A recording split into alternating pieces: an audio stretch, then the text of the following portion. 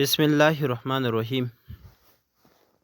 راځو نن بیا هم چې دی د پرایس اکشن برخې ته راځو. په پرایس اکشن برخه کې باید تاسو ډیر زیات معلومات ولرئ ځکه چې پرایس اکشن ډیر زیات امپورټنټ دی او تاسو به دا پرایس اکشن چې دی د کینډل نه معلوموئ. کله چې تاسو په کینډل پوه شولئ نو بیا هر وخت تاسو کولی شئ ټریډ وکړئ، که هغه غټ وي که وړوکی وي، خو دا د پرایس اکشن برخه لږ شانته پراخه اوسیږي. نو تر څو چې دغه انټرنیټ کار پیلږي تاسو راځئ زه به تاسو له دغلته دا چې دی تر یو څه تشریح کړم. لومړی who is in control. ګورئ تاسو زیاتره وخت د دغه سره تاسو زیات مخکې دی دا کینډلې دی اصلا. دا لومړی کینډل ته ګورئ داسې دا اصلا چې دی د لانګ یعنی بایر دی اخیستونکي په دې وختونو کې ګورئ که نور څه نه وي دغه منځ کې دغه چې راغلی دي دغه خلک د دې نه چې دی مطلب یو تصویر ورکړی د دې نه معلومولی شي. کله چې دی دغه کینډل ګورئ تر اخره پورې اوس ښه په موشم کې روان دی داسې، نو دې وختونو کې بایر چې دی از ا فول کنټرول دی. مطلب دا چې بایر بس ښه بس پوره تواني وړتیا لري دې وختونو کې فقط اخیستل کوئ. دا کینډل که چېرته 4 ساعته کینډل اوسیږي او بره تللی اوسیږي نو پوه شئ دې وختونو کې تاسو چې دی مطلب اخیستلی شئ او بره روان دی مطلب کینډل. د دوهم کینډل چې دی دا کینډل ته یادوم که چېرته داسې یو کینډل سره مخ شول چې په دې حالت کې دی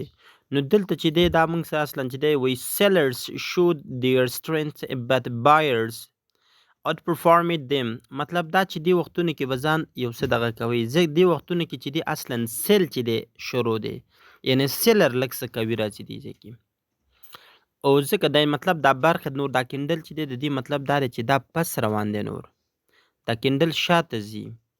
یعنی مطلب دا چې د کینډلو دغه چې دی بازار چې دی مطلب د سیل برخه پې قوي شوله او چې دی چې دی یو څه ضعیفه کړلو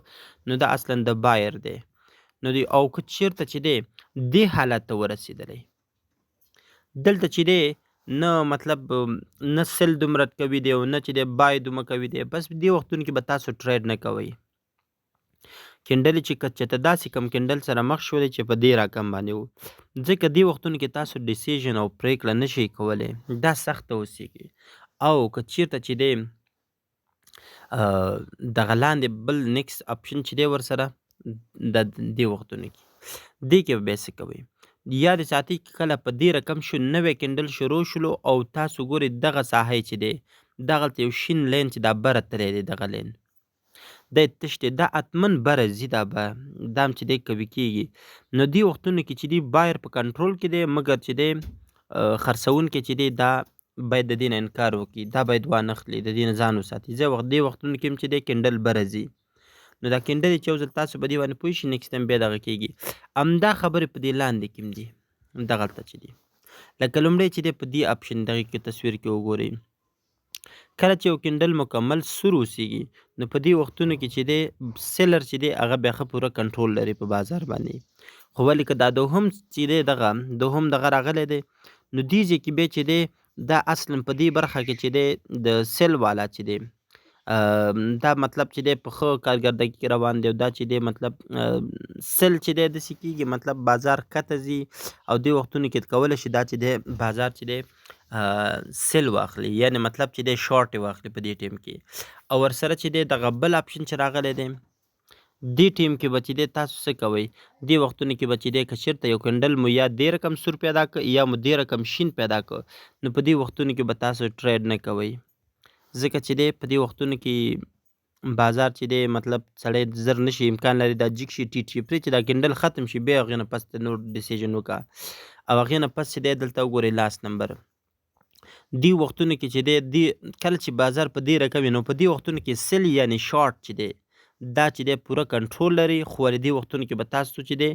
بای نه کوئ تاسو به نه کوئ چې بره لاړ شي مطلب داسې یعنی مطلب لانګ واخلئ نو دې ته باید پام ولرئ په دې ترتیب باندې.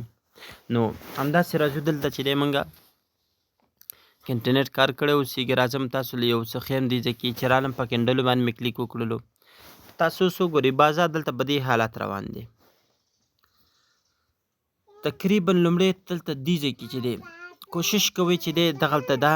یو 4 ساعته واخلئ یا 1 ساعته واخلئ حتما تاسو به دغه په دې کې کوئ. اوس تاسو وګورئ په دې ځای کې دا بازار په دې ترتیب باندې روان دی تاسو له ما مخکې په دغه ځای کې دغه کړی دی ګورئ زه زیاتره چې دی واړه ټریډونه کوم. تاسو دلته زما دغه هسټوري لیدلی شئ چې کوم ځای کې مې سیل کړی، کوم ځای کې مې بای کړی دی. لنډن دغه مې کړي دي او سټاپ لوز او هر څه مې ورته چې دی سره کم ټاکلي. تاسو وګورئ سټاپ لوز ته زما وګورئ ما لاندې ځای کې یو سټاپ لوز ورکړی دی او ټیک پروفیټ مې دې ته نه دی ورکړی ځکه ما چې دی د کمه سرمایې په مطلب پیسې مې پرې لږې بندې کړي دي، نو په دې خاطر چې دی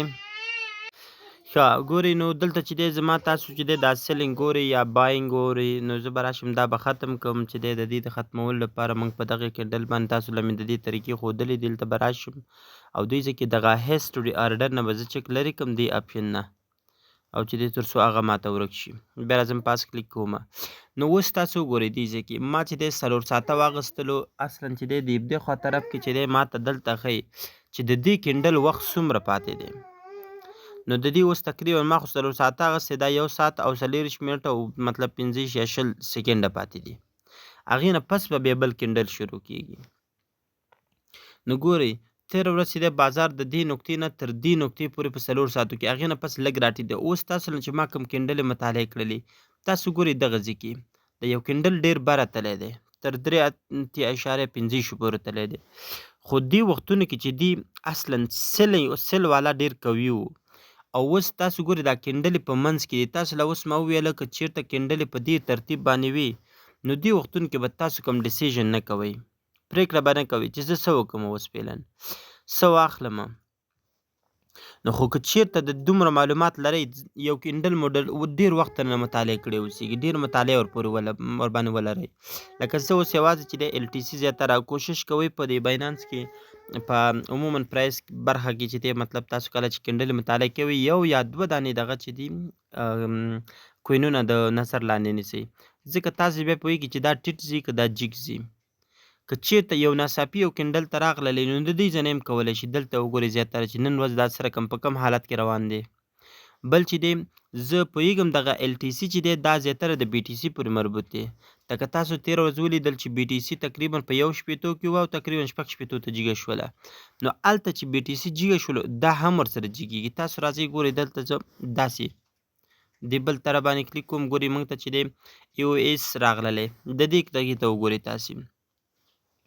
نو اوس دلته چې دی بازار ګوره چې دی کینډل په لاندې طرف باندې روان دی، یعنې مطلب دا چې د دې دا کینډل یو څه لاندې ځي خو ولې داسې هم نشي کېدی امکان لري که نه دا چې کله یو کینډل تر دې ځای پورې رارسېږي د دې ټول معلومات د دغې ځای نه بیا یې موږ کنټرولولی شو چې د دې مخکینی حساب کتاب سره کوم هېڅ کله یو کینډل بې ځایه نه ودرېږي. دا کینډل چې یو ځای کې ودرېږي لکه اوس ګورئ دا سور دلته ولاړ دی حتمن دا د داسې چې کرښه سیده کش کوي نو تاسو له پته لګېږي چې تا تر کوم ځای د کم یو کینډل سره دا مساوي دی. که چېرته چې دی یو کینډل چې دی اوس مطلب زه دې ځای کې یا مطلب ما دا دغه اخیستی دی دا کوین مې اخیستی دی خو دا کوین چې دی زه دې ته چې سټاپ لوز ټاکم دې ځای کې دغه کومه نقطه چې دلته ده دا ورته زه سټاپ لوز ټاکم مطلب ځکه دا که د دې ځای پورې راشي نو د دې ځای نه لاندې بیا په اسانۍ نشي کېوتلی. نو ځکه سټاپ لوز به دلته ورکوئ. که چېرته د دې ځای پورې ستاسو سټاپ لوز نه راتللو نو کوشش کوئ ګوره داسې چې کلیک وکړئ داسې معلومیږي دې نقطه کې ورکولی شي تر څو د دغې نقطې نه راټیټ نه شي. داسې هم کولی شي. خو دې ته به ګورئ چې کینډلې کوم ځای کې ډېرې زیاتې ختمې شوې دي. لکه تاسو ګورئ په دې ترتیب باندې داسې زه لږ چنده نور زوم ان کړم داسې. نو په دې ځای کې چې دی دا کینډلې تقریبا ګورئ په دې ترتیب باندې روانې دي. کله چې دا کینډلې د دې نقطې نه ګورئ یوه دا نقطه شوله یوه جګه مطلب دا نقطه شوله. که چېرته دا موږ دغه داسې رسم کړو یعنې یو مثلث رسم کړو خط پرې ور واچو نو که چېرته دا د کنټرول نه و دغې نه ووتل دا حتمن بازار جګېږي. تاسو راځئ زه دا ډرایوینګ ته بوځم. ډرایوینګ ته هلته چې دی دلته وګورئ په دغې آپشن باندې چې دی موږ دغه نقطه باندې کلیک کوو کلیک او دلته بیا راځو چې دی دغه نقطې ته ډراوینګ باندې کلیک کوو دې ځای ته موږ راوړي. ښه اوس دلته به څه کوئ تاسې کله چې دې حالت ته راوستلو تاسو سره دې خوا چې دی مختلف دې ځای کې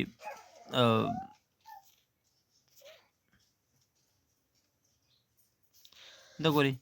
دا د مختلف دی مطلب تاسو کولی شئ د دې کنټرول کې دا بازار چې بازار اوس سره کم دی. پر اگزامپل زه راځم لومړی دغه یو خط راخلمه یا پر اگزامپل دغه راخلمه ګوره دلته بیل معلومیږي چې دی هغه خط نه چې دی داسې ځای ته په نښه کړه ما دغه راواخیستلو. نو همې چې کله راواخیسته زه راځم د دې ته یو ساحه ټاکمه داسې کلیک مې وکړلو او هغې نه پسې داسې کش کوم داسې ګورې په دې ترتیب باندې چې دی زه داسې یو خط کش کوم چې تر څو ما ته پته ولګي که چېرته بازار د دې نه جګ شولو مطلب دا ما دې ته یو فریم جوړ کړ دا فریم مې جوړ کړلو. اوس فریم لږ شانته چې دی نور هم ټیټ راولم دا فریم چې هلته زموږ دغه نقطې پکې دا راسېدای شي فار اګزامپل داسې یا کولی شي دا فریم د دې ځای ته یې بوځي داسې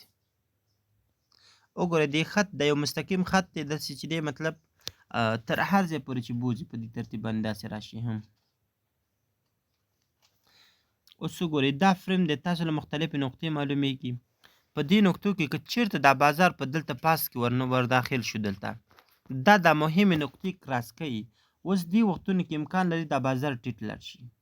امکان لري جګ لاړ شي خو تاسې دلته وګورئ دا چې دا نقطه او بله نقطه دلته وي نو بیا بازار نورم امکان زیات چې دا لاندې تللی وي دا چې په دې نقطه کې بره تللی دی بازار نو دا اوس امکان یو څه لري چې مطلب اوس خو د رزست د مقاومت په حالت کې دی دا چې دی امکان لري دا بازار جګ لاړ شي ځکه د دې دا نورې برخې چې دي اصلا داسې دي ګورئ دا چې دی دا برخه هم جګه تللی ده دا هم جګه تللی ده. اوس دا بازار امکان لري ځکه که چېرته دا په دې نقطه کې دومره جګ نه وی تللی لږ دومره تللی وي فار اګزامپل داسې تللی وي نو دا لږ همداسې ښکته کېږي ځکه یوه نقطه دا چې یوه نقطه د بلې نقطې نه ټیټه راغلله داسې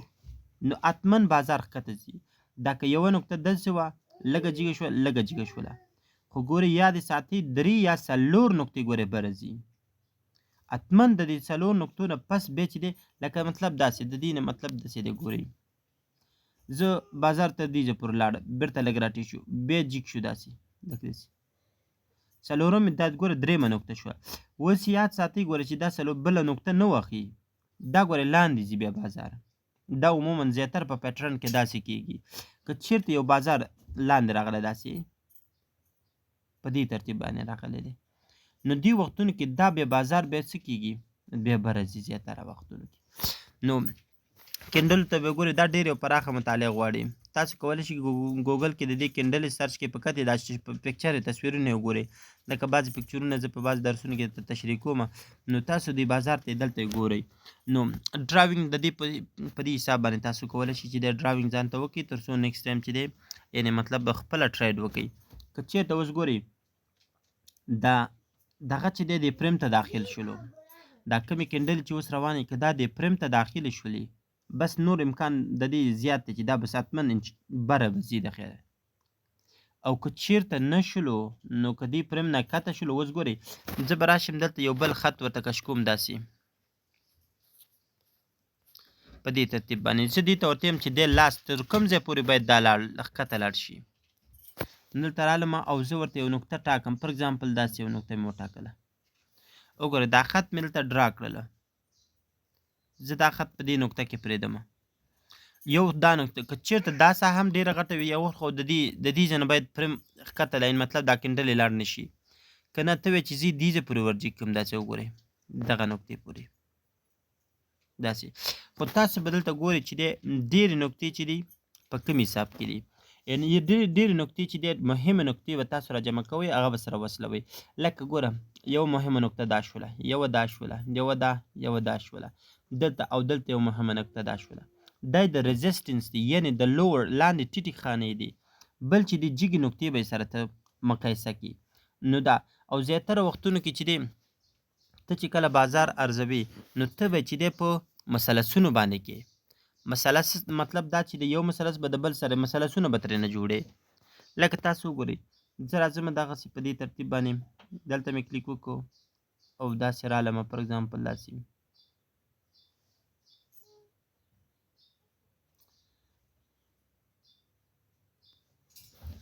ګورئ یو مثلث دلته رسموم داسې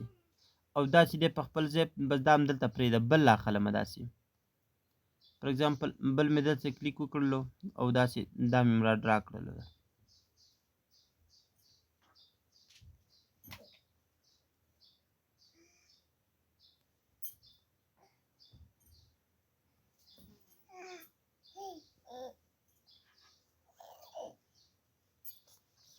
ګوره دغه رقم باندې به تاسو چې دی دا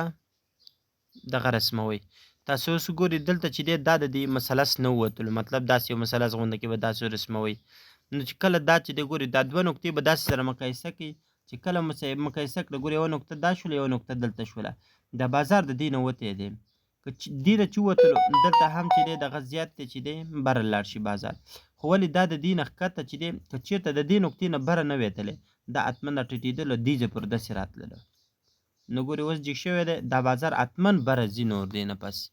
نو دغسې مطلب یو تحلیل به کوئ تاسو د دې بازار چې کله تحلیل باندې پوه شو انشاءالله بیا به چې دی تاسو خپله ټریډینګ کولی شئ. نو د نن دپاره همدومره بس دی، بیا به بل وخت انشاءالله ګورو.